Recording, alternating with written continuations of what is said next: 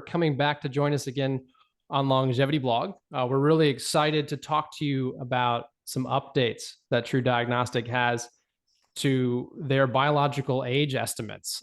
It's really, really cool what you guys have been working on, and I'm excited to share. And the new clock, before we talked about new terms like Dunedin pace, for example. Here we are talking about something that's an interesting name again, the OMIC age, which you're referring to as OMIC age. It's multi-omic in nature and has demonstrated some very impressive results. So particularly in predictive capability for mortality and health outcomes. And there's a lot there. So we're going to break it down. Let's start first with what does it mean to be multi-omic and what is an omic?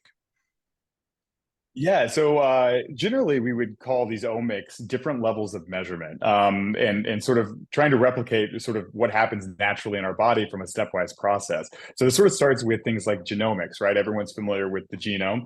Then that would go to the epigenome, then to things like transcriptomics, metabolomics, and proteomics. So these are different ways to measure physical things which are happening in the body.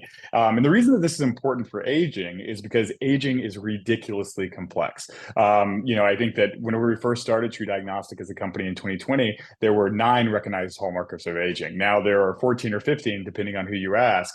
And so this definition of aging keeps getting more complex. And really, I think we like to talk about this. The Human Genome Project is a good example. I think the Human Genome Project was a huge undertaking, and I think a lot of people thought it would solve a lot of the problems with what we know about medicine. But if you look at the research of the Human Genome Project now, you'll find articles all over the place saying, it was pretty disappointing. It only explained a little bit. It didn't explain all the things we thought it would.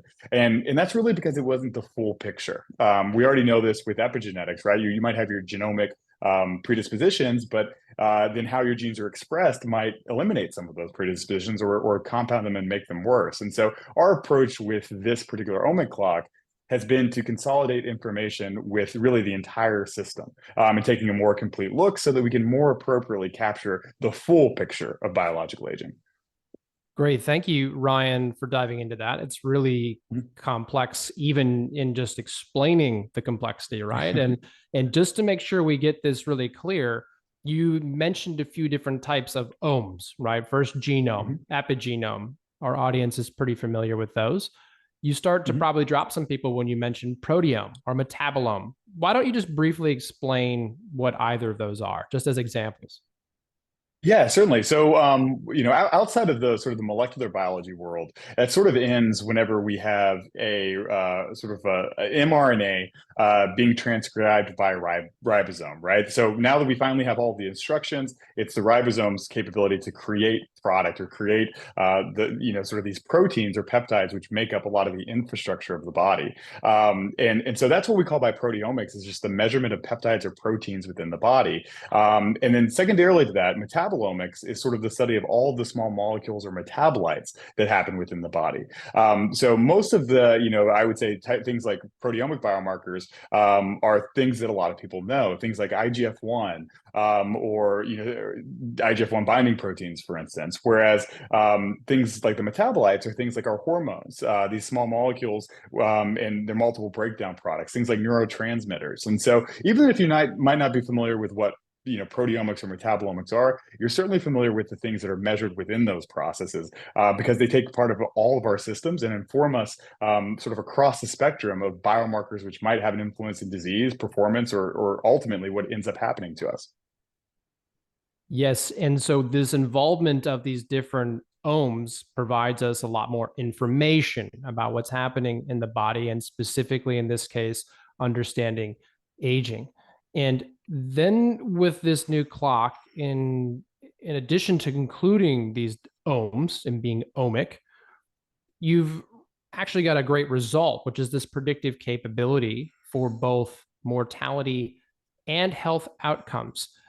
Now, can you explain the significance of that? Because that's different compared to previous clocks, even third generation clocks, which we've talked about on the blog before. Yeah, definitely. And so I think it goes back fundamentally to just asking the question, how do we know these clocks are effective and what we want them to do? And what we really want them to do is to capture age-related risk, right? We want to capture that process that is the number one risk factor for every chronic disease and death. And so as these clocks start to gather more information, they should be more predictive for different types of outcomes. And so that's one of the big things that we've shown with this clock is that it's really the most predictive of every type of age-related outcome. That means that generally, if you're accelerated with this biological clock, you're going to be more at risk of all negative outcomes than you would be if you were accelerated with the same differential, let's say 1 year, than any other clock in the process. So by basically saying if you're accelerated or decelerated, we have a better connection to disease. And that's really at the end of the day what we want to do so that we can change this metric and then change that risk of disease. So really, doing preventative medicine type measurements to quantify that biggest risk factor and turn back our aging systems. Right. And that the last few sentences that you described are really exciting and something we'll converge in on after a few more questions here. And the other thing that I want to go back to, in addition to this OMIC part of the clock name, which is giving us all this rich source of information into the predictive algorithm, is that we also have M in there. And that stands for methylation. And this clock and this work comes from a broader collaboration that is actually really impressive.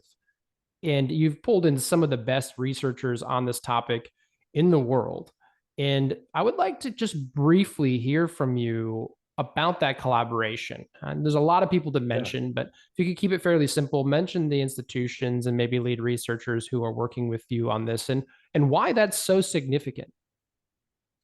Yeah, definitely. So one of the things about proving those outcomes, right, to make those claims we just talked about longevity and relationship to disease, one of the most important things is that we actually have outcome data. We actually know what happens to those patients. And that's really hard data to come by because you basically have to follow patients for 40, 50 years to see what's happening to them. Are they developing disease? Are they dying? And when are they dying? And what are they dying of? And so all that information is incredibly important, but also incredibly difficult to get because really you had to start a lot of these studies or these data collections a long time ago.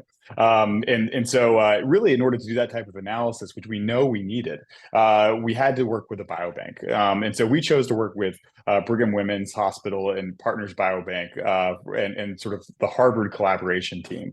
And so Dr. Jessica Lasky-Sue was our main collaborator on this with one of her postdoctorate students, Ching Wen. They are sort of our number one collaborators in this from conception to sort of development. But through the biobank, we were actually able to get samples that had been taken 50 to 40 years ago, and then do our analysis on those samples. And I think to your point about explaining the methylation, that's really what we knew we wanted to do. We knew that biological aging is very complex, but to measure all of those different portions of individuals aging is also prohibitively expensive. We had 5,000 patients in our cohort, and probably per patient we were spending $9,000 to $10,000 to quantify all of those different things at every single level, and that's just really unlikely to be used in any type of healthcare context. It's way too expensive. So the other thing that we did is we knew we wanted to take all of this detail, all of this information from multiple omics, but we also knew we had to consolidate it into a test which could be done at a much lower price and at scale. And so we chose DNA methylation as the one level because that's obviously our expertise to do that. And so now with DNA methylation, we obviously are predicting this OMIC age, which has been trained off of so much information. But we've also been able to have some other unique tools and tricks which can actually use DNA methylation to quantify things previously you could only do through advanced proteomics or metabolomics. Right. So let me jump in there and just break down some really important parts of what you just said, because this omic data you were describing at the opening of the interview is this rich source of information from all different systems in the body.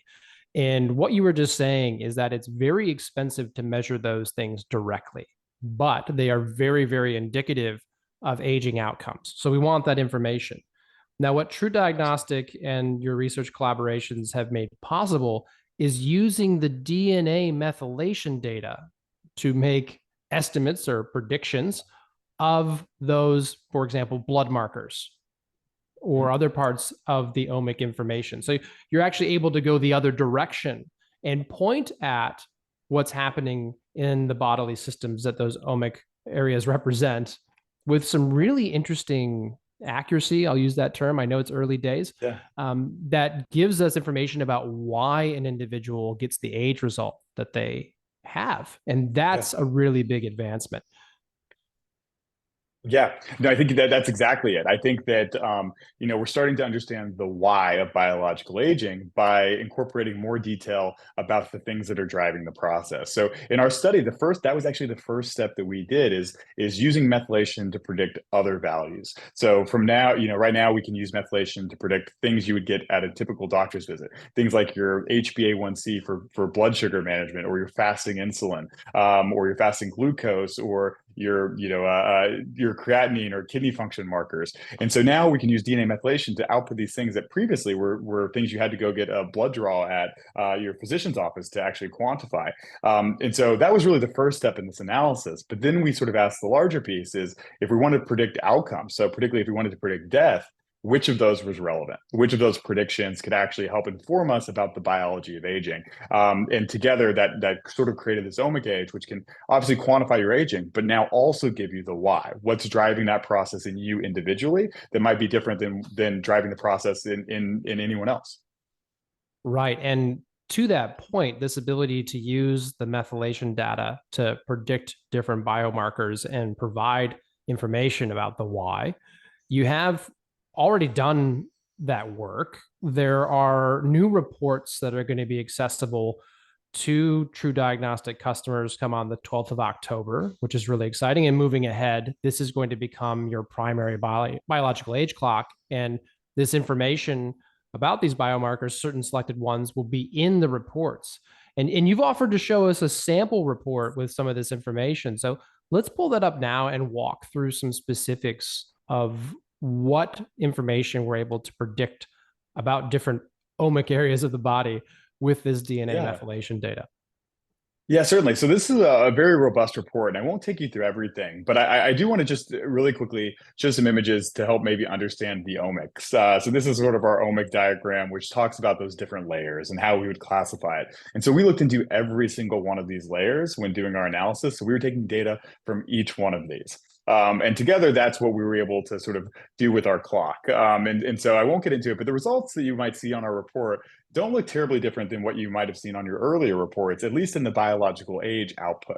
And so we're able to tell you what your biological is versus your chronological. One of the new things on this report is we're also separating by sex. So we actually give you male and female controls. And this is, I would say, a really important part that we think now needed to be added because quite frankly, women age so much better than men. On average, about 4.5 years younger than men, sort of across the board. And so now we also wanted to have some differentiation there. But beyond that, we can also then report out your individual risk of different conditions based on your elevated aging. We know aging is, again, that number one risk factor. We know it contributes to the risk of development of multiple different conditions. And now we can actually tell you what your current risk is versus, if you increase, an age by 1 year or 2 years, you can see how that risk would change. And so really the idea here is that we want to drive everyone lower and show to them how they can, if you just go 1 year lower, how much you can reduce that relative risk of all disease. But I think what we were really most excited about is this right here, where we can actually read out individual biomarkers from these categories. So we have about 10 clinical biomarkers. We have about 12 different proteins and 12 different metabolites, which we can actually tell you relatively are impacting your epigenetic age. So for instance, we might give you your hemoglobin or your creatinine type of results, much like you might see on a blood-based lab. But the real important part is we can also tell you how it's contributing to either helping or hurting your biological aging process. And so if you were to look here at some of these clinical factors, you can see, for instance, that probably the most protective factor in this particular individual is serum albumin. Serum albumin is a protein which can bind a lot of other things in your body. And for people who are very interested in aging, this is one of those factors which tends to decrease and decline with age. We also know that it's sort of the target of a lot of really cool interventional therapies like plasma apheresis, for instance. And so this matches up with what we know clinically, which is that lower albumin levels generally lead to worse outcomes. And vice versa, we also know that red cell distribution width or HbA1c are probably the factors in this particular patient which are driving this aging process the most. And so we might have then interventions to recommend that particularly fix those types of frameworks or clinical picture. And so by having this breakdown, we finally are able to do a lot more. In previous clocks, we might be able to tell you, hey, you have an accelerated rate of aging or you're decelerated. And that in of itself is helpful because we know where you're at. But we also can't give precise or personalized recommendations about what to do to reverse your aging. A lot of our aging recommendations in the past have been things like the same things recommended to every person. So we might say, these are the diets which work. These are, the supplements which we've seen work. But now we can actually tell you on an individual level how your aging markers are being changed versus what someone else's might do or what the general populations might do. So we can really identify factors which are unique to you and then maybe set a recommendation or treatment plan to help improve those and reduce your own biological aging and reduce your risk of all of those different conditions. Ryan, this seems to be directly related to the term precision aging, which was included in some of the material reviewing this new clock with your fellow researchers. I've heard it in a few other places. And that concept is broadly representing what you just said. It's personalized outcomes, it's understanding aging for the individual. You've shown some examples there.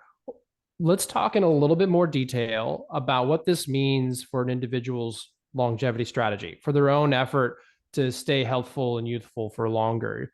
You mentioned that we can use that report to find targeted opportunities for improving biological age. Could you give an example? Even with your example report, you mentioned, for example, serum albumin was very important for that individual, or any other one of those examples. Could you just give us, based on your knowledge, I know this was an unscripted question, so I forgive you if you need a chance to think about it. But what somebody might do in response to a report like that one, what action would they take to improve their biological age? Yeah, so I think that one great example might be in the metabolites, because on the metabolites, it's a really good example because a lot of the metabolites in your body are based off of things you eat, or nutrition, exposures, supplements, right? A lot of those are going to be categorized as metabolites. And so this can give us a really good idea of maybe things we might need to change. So for instance, some of the positively weighted metabolites in our analysis are things like carotene-diol, also goes under the name lutein, which people might already be taking as a supplement. People might be familiar with it for some of its eye health benefits, which is probably most common for. But what we were actually able to do is we really wanted to predict death, right? We wanted to predict lifespan as one of our major outcomes. And so we included in our OMIC Age prediction 36 individual predictions. So again, some metabolites, some proteins, some clinical values, but we didn't pick those individually. We actually let the algorithm decide that. So we sort of said, if we wanted to predict death accurately, which one of these multiple prediction models are most predictive of these outcomes? And we found that, for instance, carotene-diol was one of those which was highly influential in terms of predicting this as an outcome. And so this is a really good case example because we also know that if you supplement with carotenoids or start eating more, things like leafy green vegetables like spinach or kale or carrots or yellow peppers, you can actually increase that carotenoid diol level within your plasma, and that will actually change our prediction through DNA methylation. So, for instance, if you have very low levels of carotenoids, we can actually now see this on your report. We can probably see that you have very low beneficial effect there. Then we might recommend some types of diet changes or interventions, or even just supplementation to be able to increase those endogenous carotenoids and then fix that particular methylation risk score. And as you do that, you'll see that risk score sort of go up, and that will then take your overall biological age down. And so that's sort of the type of insight that we can do. There's a whole host of proteins and clinical values that we can also do there. But the metabolites are great because they're so direct. We can really address them individually based on different types of nutritional treatments. Right, Ryan, and I know this is all very new and these tests are just becoming available to the general public, and we'll learn a lot of this moving forward. But what is the sensitivity or I should say responsiveness of the algorithm to a change like you just mentioned? So we know this isn't DNA methylation data. We know that takes some time to change. But to use this example where we're going to increase dietary carotenoids or supplement them with lutein, more lutein, how long do you think a user would have to run that self experiment? They're going to measure with a TruDiagnostic test. They're going to make a dietary or supplementary change, maybe both those together, and test again. What does that protocol look like to know that, for example, that's a behavior, that's a dietary change that they should take forward in their life and keep going with?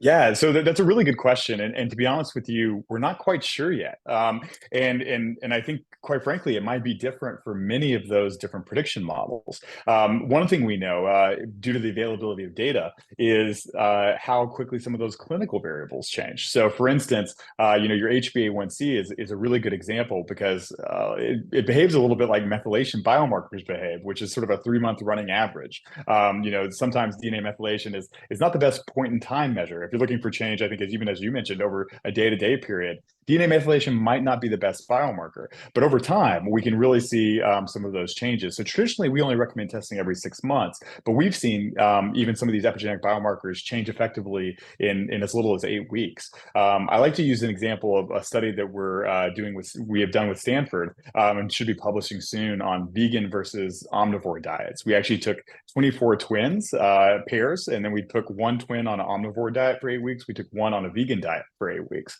And so we really wanted to experiment with this data set to see which of our epigenetic biomarkers might change in that data set, and help inform us about some of the biological changes which are actually happening there. And what we did is we found 3 things which came out significant, and all of those 3 metabolites have been heavily described in previous literature about changes that happen with vegan or vegetarian diets versus non-vegan or vegetarian diets. So we found things like your platelet factor 4 having decreases, and we know that that's been described in the literature before. We saw that your pancreatic ribonucleases also went down. That's again described with these vegan and vegetarian diets. And so even within 8 weeks, we can see changes of these biomarkers in a really, really clear way. The problem is we definitely need more validation, because some of the things that are included into our algorithm are things that are not regularly measured. Things like ribitol, which only has 2 publications about it ever as a metabolite in PubMed.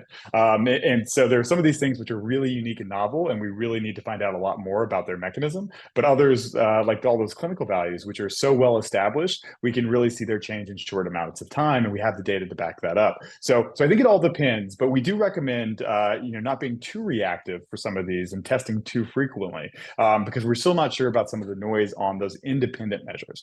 But in the case of your biological age, that is very, very sensitive. We have less than a 0.5% variation if we test the exact same sample multiple times. That is an extremely high level of precision. And that means that if we're seeing change, it's most likely biological change instead of noise within the measurement. Okay, Ryan. So to summarize that, we're still looking at 6 months as the approximate timeline for self experimentation. That could change because there's a lot here that's new and unknown. But to just come back to that example, if somebody wanted to make a dietary shift or, pardon me, if somebody wanted to make a dietary change or supplementation change and then measure before and after, we're going to still go with a guidance of approximately 6 months at this time for measuring before and after. Would you agree with that summarization? Yeah, I think on an N of 1 basis, that's certainly what I would recommend. And the rationale for that, again, is that we never want to give the wrong information, right? And in short periods of time, you might have some transient changes that don't reflect the true biological aging changes. And so the longer period of time that you're doing intervention, the more confident we can be that the result is correct and that you're moving in the right direction. Okay, great.